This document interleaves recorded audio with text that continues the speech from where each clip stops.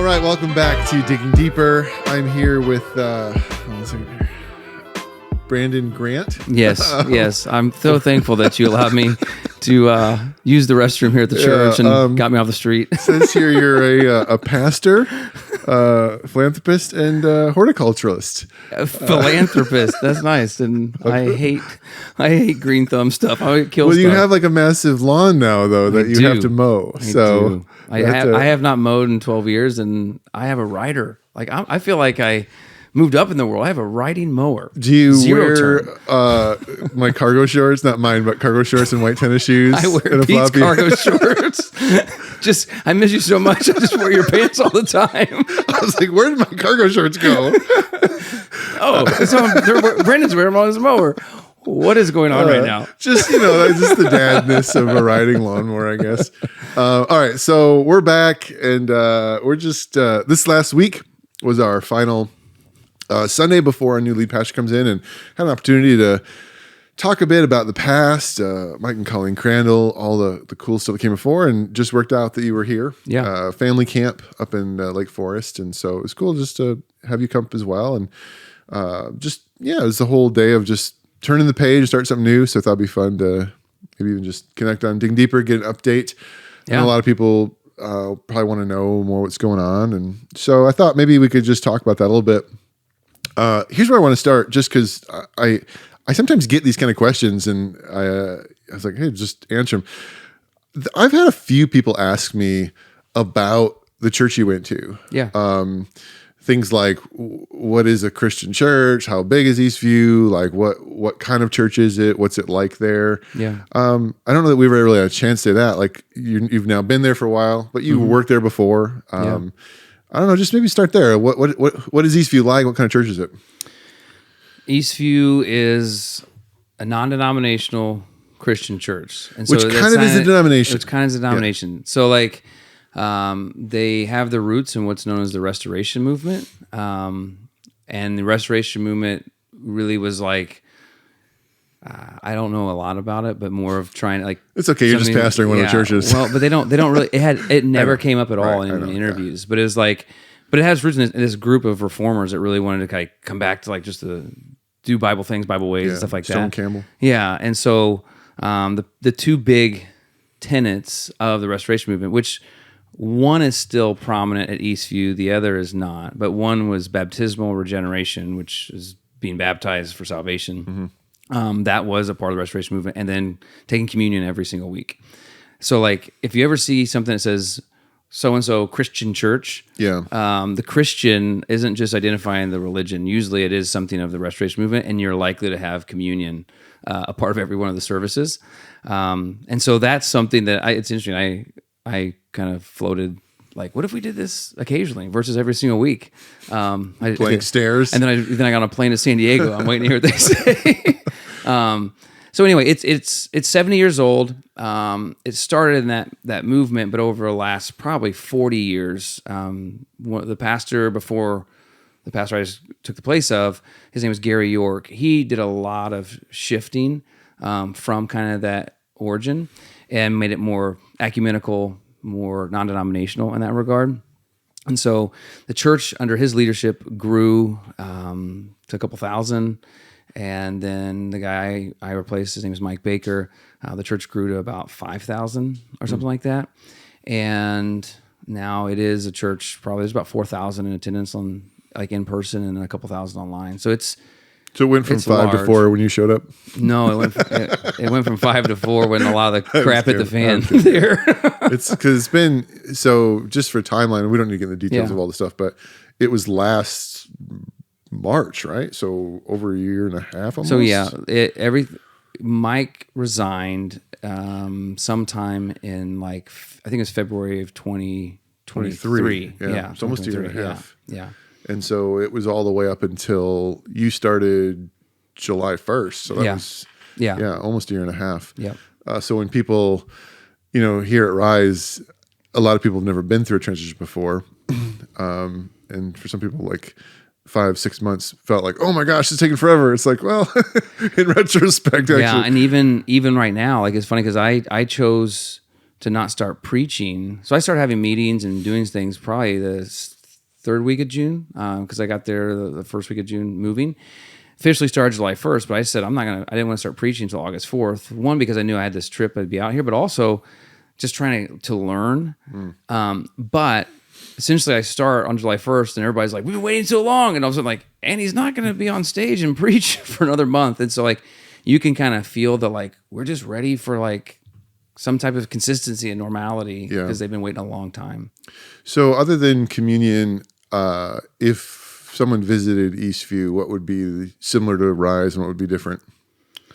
I mean, a lot of similarities. I think there's things of Rise City that came from Eastview. Like even our kids ministry, the way that we go with weekly small groups and even the dividers and stuff like that, the little pods we have, those are concepts that I actually learned and Mariah learned as we kind of connected them with teaching there. So, so there'll be similarities in the kids ministry. Just the size and scope is just different. Services are similar in terms of you'd have music, you'd have, they have like a time of meditation for communion, sermon, video elements. It's not a lot different in that regard. It's just the size. So like Rise City's building is like 30,000 square feet and Eastview's 350,000.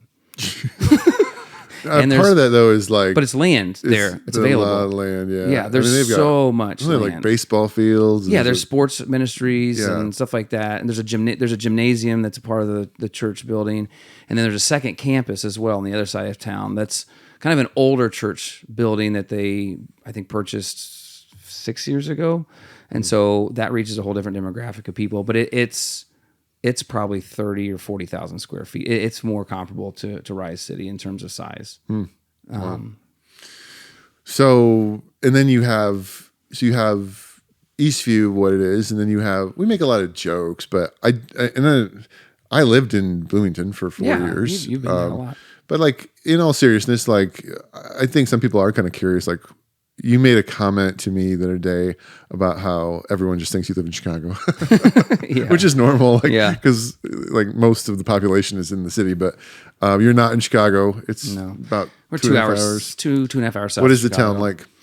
So Bloomington Normal is kind of like Lakeside Santee in terms of like they pretty much run into each other. Yeah. And so the cumulative population is about 160,000. It's actually very similar to. Yeah. Or a little bigger. Just the population density is so much heavier here. A lot more space there. So the main, like Illinois State University is there in Normal, Illinois. It's about 30,000-ish students. UNI's alma mater, Illinois Wesleyan, is there. Home of Jack Sikma. Yeah. Yeah, no one knows who Jack Sigma is besides people from Illinois Wesleyan. If you're from Seattle in the 70s. Who's supersonic. That I think that campus is like 2,000 or 3,000, and then there's a junior college, like a Grossmont, it's called Heartland, that is close to I think 8,000 or 10,000.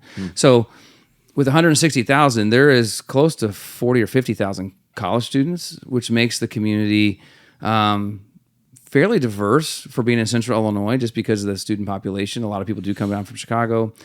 The headquarters of State Farm are there. That's kind of the big thing. My kids, when we got there, they saw this massive building instead of State Farm, and they asked if Jake lived in Bloomington Normal. I was like, no, Jake Aaron from Rodgers. State Farm. Yeah, is Patrick Mahomes here? I was like, no, they are just on commercials. They don't live here. Yeah, there's a pretty high percentage of the population probably works there or is affiliated with it in some way. Yeah, and then Rivian, which is an electric car company, all the Amazon trucks out here. Yeah. What's interesting that the Amazon trucks in Bloomington Normal are not Rivian. Oh. Yeah. And they're manufactured there, but they get shipped out west, or they go to urban areas. I think for a person that's not from there, I think the thing that I would say is the hardest to kind of understand if you're not from there is you think like, oh, it's about the size of whatever, maybe a little smaller than El Cajon or whatever. The difference though is like if you live in Santee or Lakeside or El Cajon, if I leave Santee, I'm in El Cajon. Yeah. If I leave El Cajon, I'm in La Mesa or whatever. When you leave Bloomington Normal, You're you in are corn. in nothing. You're in corn. Like every north, south, east, west, whichever direction you leave, you are gone from society. When you leave, it's like an island or like an oasis in the middle of cornfields. There's a lot of little small towns around that, but there's the next biggest town is probably 30 or 40 minutes away. Though easily. That'd be Peoria. Yeah. You've got driveways to get to Indianapolis or Chicago, but St. Louis. But yeah, it's the middle of the state, and we both went to school there. So it was, and you lived there until you and Jamie were married for probably 6 years. Today's my anniversary. Yeah. Yeah. And you're 18 spending years. it here. Spending a podcast with Pete. Romantic. I'm wearing your pants. No. Actually, my wife pants. posted a memory on social media today about, it was just a picture from your wedding of like the first time that her and I met. Yeah. We met at your wedding. We That was a didn't big start deal. dating at your wedding. We just met there. Yeah. So Jamie, started going to Illinois Wesleyan. So I moved to Bloomington in 1999 and then lived there until 2012. So graduated from Illinois Wesleyan and then stuck around. It was 13 years. Yeah. I didn't realize it was long. Yeah. We were right at about the same time living in Bloomington and San Diego. Okay. And now going back, we'll surpass that. But And two of your kids, one of your, Elise was born there, Just and Elise. then Jamie was 7 months pregnant with Shepherd when we moved. And Shepherd was born out here at Mary Birch. So how have the kids been adapting? I mean, they're up and down. That's what I've been telling people. Like there are moments that they are seeming to make the change, and like, okay, we're gonna do okay. And then there are just a lot of times too where they're just like, why did you do this? Actually, I know why we did this, but I don't like it. They go back and forth, but I really think that I'm grateful that we moved in the summer because one, they haven't experienced winter yet, so it kind of hadn't had that shock to their system, and they're getting to meet a lot of people. And so I think when they start school here in 2 weeks, it's not going to feel like we're the new kid and we don't know anyone. It's just different because there's a lot of concentric circles where the kids in the neighborhood go to the same school, and those kids go to the church, and those kids play on the same sports teams. And so like the reinforcement of relationship is a little bit different there than at least what we experienced here, because we live in Alpine, church in Lakeside, we go to Santee for this. They had friends in Point Loma. You're kind of just spread out more. Yeah. You also mentioned Californians may not quite understand this as much, but like just the nature of kids actually playing outside with neighbors, which like doesn't happen anywhere in my neighborhood. Yeah, no, it's wild. It kind of feels like probably like when people think of nostalgic, like upraising, at least as Midwest, like we literally, our kids leave at 9 a.m. and I don't know where they're at sometimes till 3 or 4 p.m. They just run around the neighborhood, and then different kids are coming in and out of our house. We'll go figure out where they're at. But I mean, it's safe. There's not really a worry, and they just go play. It's More wild. That They small grab fishing town poles Mid-America, and Where do they fish at?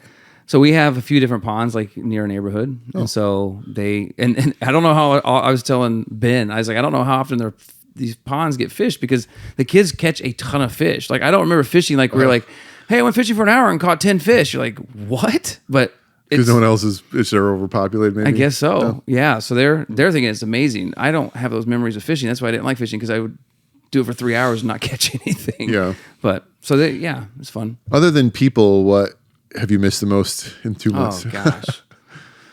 I miss people in Rice City. Yeah, being here yesterday was like, yesterday was hard. It was great, but it was hard just because I missed so much of it. It's the typical answer. Like you miss the weather, you miss the scenery, and you miss the food. I do not miss the traffic. I got stuck on the 15 coming from family camp, and what's supposed to be 2 hours took 4 hours. There's so much more space in parking lots there because they have land space. So like the parking spots are wider and the distance between. So like I'm already like when I'm trying to pull out I've in 7 weeks being there, I'm like, now I pull out of a parking space like a Target here. I'm like, oh my gosh, it's so crowded. So there's things like that. They're I didn't just even think about that stuff. Like it's so your wild. brain never even. No. Growing Everything's up tight here there, 'cause there's no room. everything is so compact and on top of each other. And when you got just extra land to use, like, okay, well, no sense putting it on top of each other. So it's just spread out. cornfields. Spread Yeah, so it's just different. But yeah, we miss all those things that make San Diego so special. But when we think about it, more than anything, we think about people. We think about a time will come, God willing, that that there'll be a deep affinity in my heart for Eastview. but I don't try to pretend to them that that's where I'm at compared to like where I was with Rice City. We have 10 years and you've journeyed and planted. You're just like, Sure. Yeah, your heart is still deeply here. And there are some people still there from when you were there, but it's also been 11 years, 12 years. Yeah, so like you're catching up with Change people and- that you haven't seen in a decade, and they're like, "Oh, you've got 2 kids," and they're like 9 or 10 years old, and I don't know them, and that's a significant part of your life that probably shaped you guys differently. And Right. here's our 4 kids that we didn't have when you moved. There's one family, and you know them, and he and Hannah taught here a couple times at Rise, like years ago. Cedric and Hannah Williams, because they came out to Fuller. When we came out to plant Rise. Pasadena. Yeah, so there were 6 years that we had overlap in California. They moved back. So now reconnecting with them is pretty amazing. Like they're dear friends and their kids and our kids get along. So that was a helpful landing spot for us for the just feeling familiar.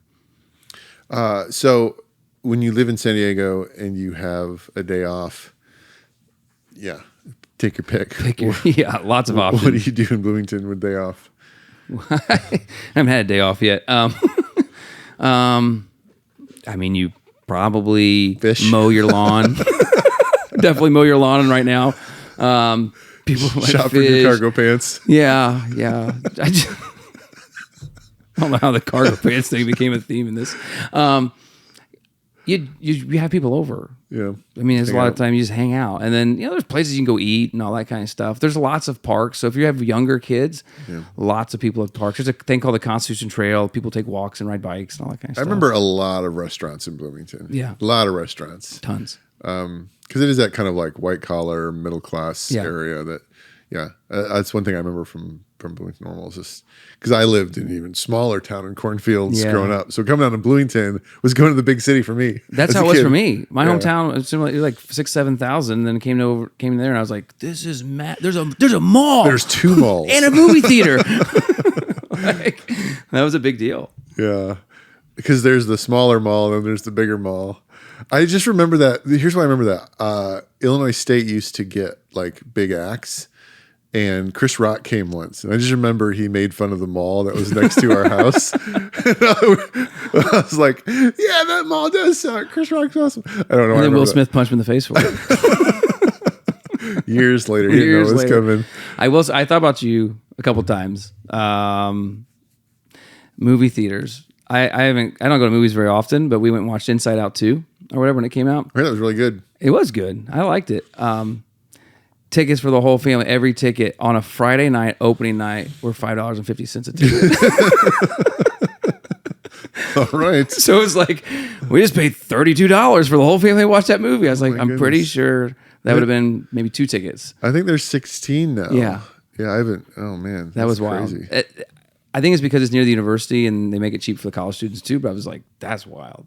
Yeah. That's wild. I have a vivid memory of the movie theater there because 1999 Star Wars The Phantom Menace came out. I remember that. Yeah. And man, we waited in line. It was lightsabers. It was everything. It was this movie theater that was out in the middle of nowhere.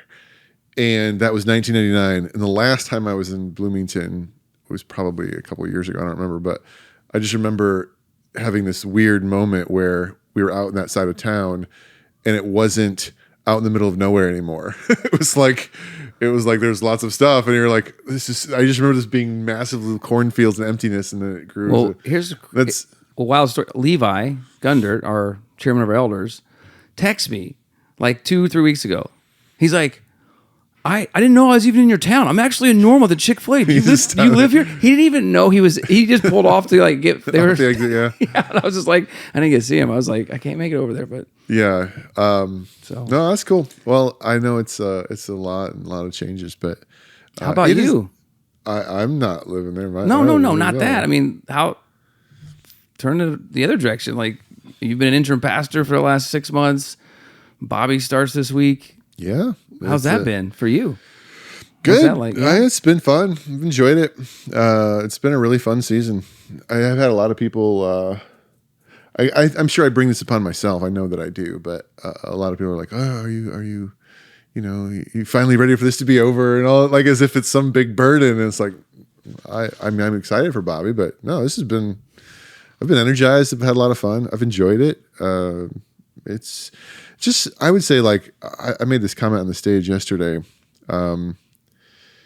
Stepping, if I were Bobby, I think he knows this. He will now. He will not. Like, he's stepping into, and I'm not including myself with this. Like, he's stepping into such an incredible team. Yeah. Like, and we've been around church for a long time, and I see other churches and other people. Like, I couldn't imagine. I couldn't. I don't want to. I don't know. How do I say this? It's just like, I mean, this is a dumb analogy. Maybe it works. So oftentimes in football, the best player gets drafted by the worst team. And so it's very difficult to come in and play because you're surrounded by, but occasionally something will happen where I'm a big Bears fan. And this year the Bears had the number one pick, but not because they were the worst team. They had the number one pick because they traded last year. Yeah. So they actually have a decent team and really good offensive players. So it's very rare and they drafted a quarterback. So this rookie quarterback's coming in with really good players around him. Yeah. Whereas other rookie quarterbacks come in and have nothing. And I'm not saying he's a rookie. I'm just saying, like, Rice City has such a strong team. Yeah, I mean, just this incredible next gen department. I mean, the worship's, okay. No, I just, Ben, no, really, like, it is, we have all of our Sunday morning programming, everyone involved, everyone that Ben leads. It's just like he's stepping into something that I can just say for the last 6 months was not a chore to lead. Yeah. It was like, in some ways we have great elders. We have it's so cool. So I think I've enjoyed the time, and I think he's going to find it. He's stepping into such a great situation. Yeah. I don't know your situation completely. I only know what you've told me. But you're stepping into a situation where, man, they haven't had a pastor for a year and a half. A lot of weird stuff went down.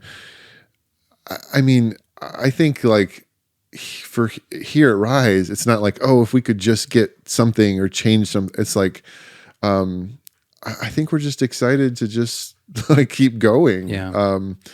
There's nothing that, I don't want to speak for everybody, but from my standpoint, there's nothing like, oh, if we could just fix this thing. Like, I don't know. Maybe just the settling nature of communicating to a visitor will be nice to be like, because even for me, like, hi, I'm the intern. I send an email to every visitor every week, and it says, like, I'm the interim lead pastor, and I know you don't. But getting to the point where people that visit are like, oh, this is what it is. There's a phrase that we use in church circles, phrases like front door versus like the back door, and like, getting visitors in, but do they just then kind of never come back or leave? And I think maybe, like, I don't know how big that sort of like exit door is. But I think when you have someone permanently in that role, that helps to stabilize, like, oh, we're going to stay and really, so I think there'll probably be some growth there, but it's not the sense of, I don't think it's like, oh, if we could just get this person in, then all these things will be fixed. I think he's stepping into just a really healthy situation. Cool. I don't know. I guess maybe that would be a question for other members of the team as well. Like, what do they individually? I don't have a microphone. No microphone. Okay. I could repeat what you say, though. Or was no microphone your way of dodging answering questions? Yeah, I think it's, we hit 10 years, right? We need some fresh vision now. And in your transition, that kind of was put on pause. Yeah. And we've got something new coming. I just ready to get going again. Yeah. I would say that's. I don't know if you couldn't hear that, Ben was just saying, like, it's been 10 years that I was here, and then in the middle of 10 years is kind of when I was trying to wrestle, like, what do we do? And so there hasn't been like, hey, here's the next thing we're moving towards, because we were waiting to see what I was going to do, and for Bobby to come in and now say, okay, here's the next decade, maybe, and just to have that vision and leadership is going to be really exciting. You can only maintain so long. You can only maintain so long. Yep. I would say why it's maybe a little harder for me to answer that question is because I am looking forward to that, but I'm also, I don't even want to say wary. That's the wrong word. I'm not expecting that to happen right away, because I think, hopefully, even there'd be a sense of, we trust that you need to get your feet. Yeah. In. I was listening to, so Slingshot is this company, a lot of people know that name by now, that we hired. They have a whole podcast series, which I've really enjoyed. I'm through almost all. There was like 30 of them. I'm almost through them over the last 4 or 5 months. But a lot of times a lot of their episodes deal with just advice and help in the process and things. And I listened to one a couple weeks ago, and they were talking about, and I might just I'll just say what they talked about, and then you can comment, disagree, whatever, how you feel. They said one of the biggest, I think he used the word traps, but it was like conundrums or problems, is that when a person takes a job, they have two things they're wrestling with. One of them is, I immediately see all the things that are different that I might not like, and I feel in my heart that I have to justify you hiring me. I have to prove that I'm worth the job.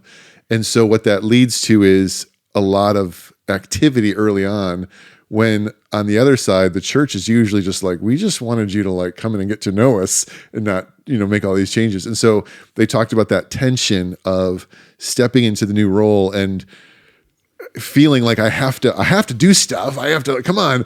But then also but there can be a danger if there's too much done.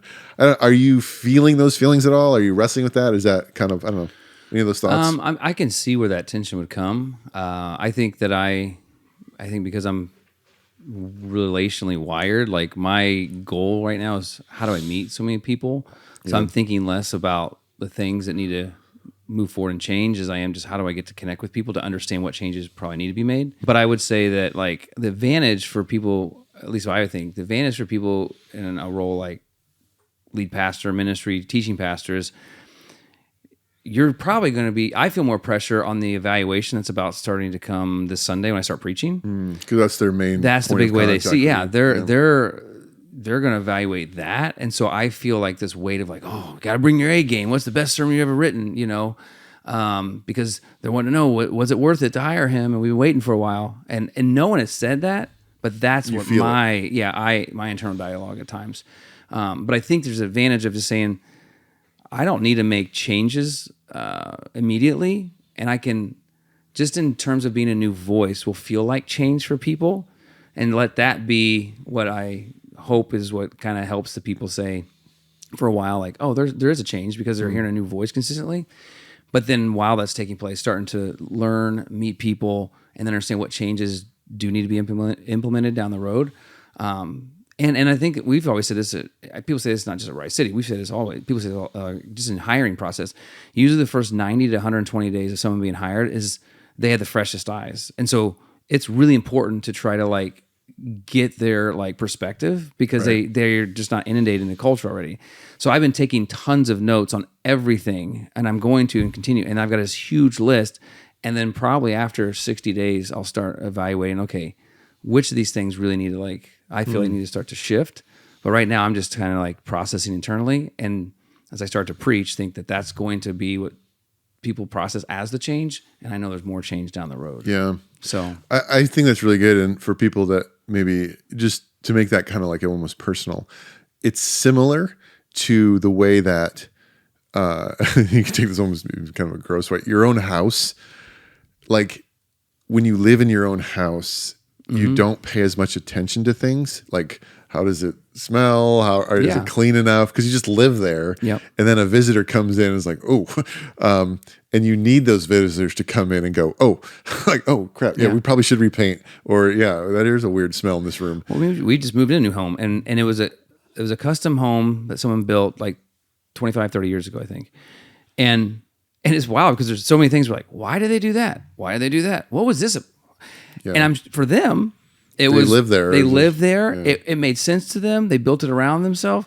And so I as I'm doing that at Eastview, I have thought many times, it's kind of a weird exercise by myself. What will Bobby come in and be like, now, why did you do that? Whose idea was that? Why? Yeah. What is that about? Even just right now, I just was, before we started, I went in the restroom, right? And in the men's bathroom, there's 3 quotes that are on the wall. And that was something Kyle Hildebrand started a long time ago. And those quotes, you just walk past them. But now after being gone 7 weeks, I looked at them. I mean, if I'm Bobby, why they got weird quotes on the wall? Maybe you'll like it. I don't know, but I'm just thinking, you'll just Those are good. That's a good those question. are things that he'll probably, and I've been trying at Eastview to try to say from the very get-go, I'm going to ask a lot of questions, and I'm not asking questions and critique. I'm just curious to try to really learn, so I don't make decisions without the information that's necessary. And I think that that's an important posture because some of those things, someone might really like the quotes on the wall, and all of a sudden that comes down. People are like, what do they do? Yeah, you know what's interesting? I want to land on that for a second because it came up. We had breakfast this morning, a couple guys from church, and one of the things that, like, we talk about change. It's not always like, hey, this service stinks, and we're going to start a new one, a different. Like, that's change. Big change, yeah. I would even say this, like, I don't, with Bobby, like, we've had conversations and things, but I would say, like, one of the things that I sensed is if you were to go back in time and hang out with the Rise City team 5 years ago, I think a word that would probably come to your mind quickly would be sarcasm. Like, you had, when it was like me and Chad and Kyle and Matt and you, it was like a lot of sarcasm. And in some ways, I almost feel like I'm kind of the last one. And Bobby isn't a very sarcastic person. And so, like, when you walk into our restroom and you see these stupid quotes, they're jokes. There's dumb jokes. Yeah. It's sarcasm, but it's like, it's almost like, those are the kind of things that, like, that shift and change. Like, like, would somebody that's not a sarcastic person walk and be like, yeah, I don't understand why we're doing that. And then, like, you're like, well, we used to be, I guess we're not really as sarcastic as we used to be. Maybe that's a change. Yeah. But it brings up an interesting thing that during our conversations, and it's been, he visited, there's been some phone calls and things. A phrase that Bobby has used with me a few times has been the phrase sacred cow, meaning, like, I can hear him when he asks questions trying to say, like, okay, is that something that the church is going to fight me on? Is this, like, what are the things that, like, I'm looking at something, is that a sacred cow? Is that like a, hey, don't touch that? And I've sort of said to him, and I could be speaking out of turn, I don't fully know. I said, we're only 10 years old. So, yeah, there are probably some things, but I definitely wouldn't say jokes on the bathroom wall are sacred cow. I would say, like, maybe there might be a few things that we find out we didn't know were, but you're the fifth pastor of a 70-year-old church. There probably are a lot more sacred cows. Oh yeah, and even things like, and part of it's stepping out of a Midwest culture, living out here now for 12 years, very different culture out here in the West, coming back to that. So I have different eyes that I'm looking at things through. I don't know if I shared this with you, but I was just like coming back to even the communion thing. So, like, when I moved out here, I knew I didn't want to do communion every single week because I felt like there's not a Christian root system, so to speak. Like, not everybody is like Christian understands what this is. And I do feel like the Bible talks about not taking it in vain. And so I was like, if I'm trying to reach people who don't know Jesus, why am I having communion as a part of my service every week? So let's instead do it less frequent, but explain it more. Maybe move it to small groups, all that stuff. So we'd have to explain it every week. Yeah. And so then now, and that's kind of been my mentality. And so I still see things and think through things. I think this is a good thing as far as for a new person or even someone that's like searching. So to go back there to Eastview, and post-COVID, everybody moved to like what I call convenient communion, where it's like they've got the little packet that they've got the bread on the top, and you open it up. You know what I'm talking about? Do they have the good ones or the cheap ones? They have the good ones. I've They seen do the have good ones. They have like a real. So your first experience, so now going into Eastview is, and I've shared this with them, so I'm not like saying something nice. You walk into church, and there's like the greeters have these big old buckets of like communion. Like, here's your communion, here's your communion, here's your communion. And no one says anything. And I'm thinking, like, if I haven't been to church or if I grew up in a Catholic background, I was like, this is weird. Like, why are you handing me this? What is this? Is this snacks? Like, what are you giving me? Like, I don't know what this is. And you just handed this to me and said nothing about it. And so when I posed that question, like, have we ever looked at this from what it's like for the first time coming here? It was like, it wasn't, and I try to do it in a kind way, it wasn't trying to be insulting. It's just like, but it's something they hadn't even thought about in 20 years because this is what we do. Yeah. And it's like, okay, so how do we honor this important sacrament, but at the same time realize that we're also at the same time saying we were trying to reach new people who don't know Jesus, And so to hand them a communion cup when they first walk in and not tell them what they're doing, those things don't go together. And so I think that, and I'm sure that those things that there may be things that we've overlooked that Bobby's gonna be like, hey, what about this? Yeah. Or Bobby's gonna have to work through. He's on the East Coast. He's got a whole set of culture that's infused in him. He's gonna be like, does this work here? Or does this not? So that I think when even yesterday I was saying with Bobby, give him the benefit of the doubt, give him time, like, because there's just even the cultural pieces that you're going to have to try to explore and ask questions. What works here? What doesn't? I'm trying to figure out what from Rise City that was effective here can be transplanted and be effective at Eastview. And some of it's transferable and some of it just might not be because it's so culturally different. Yeah. There's a difference between, I got this question a lot a few weeks ago about, I think Bobby, when we did the Q&A, someone had literally said, like, I don't understand this word unchurched you keep using, because in their mind, there's churches here. And one of the things that like Bobby, I don't know if you probably didn't listen to it, but like essentially what he said was, I listened to everything. Oh yeah. Like just for a little bit longer. I'm not like there creepy. was like I'm just 300 churches in his town, the size of Santee. And we have like maybe 16 in Santee. Yeah. But it's not just how many churches you have. It's deeper than that. It's like, I grew up in a Christian environment. So whether or not I'm a Christian is different than whether I have an understanding of church. Because I could reject it and I could have walked away from it, but I still know why you're taking communion. I know why we're singing songs this morning. And so when you're in a community of people, like a town like Bloomington, if you take 100 random strangers off the street, the number of people in that 100 people who have, we know why you go to church, we know what the Bible is, we know, is much higher. Yeah. Because even if they're not Christians, their parents probably were. Right. They probably went to vacation Bible school as kids. Yeah. Whereas in Southern California, that number is dropping and dropping and dropping. Where it's not just that I don't go to church, it's that my parents didn't go to church. Like, I've literally never even been inside of a church. Yep. Why are you singing songs right now? Right.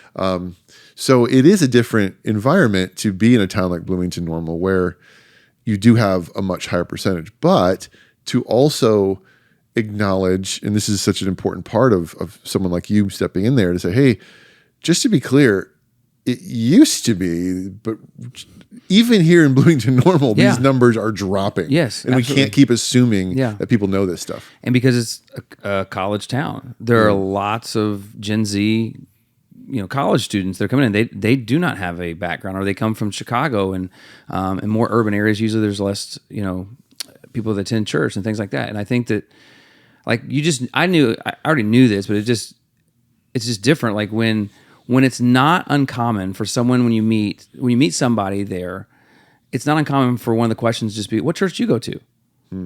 I don't think I've ever been asked that question here. Like, in terms of like just meeting someone new for the first time and then like, hey, how you doing? Like, it might be like, what do you do for a living? Where your kids go to school?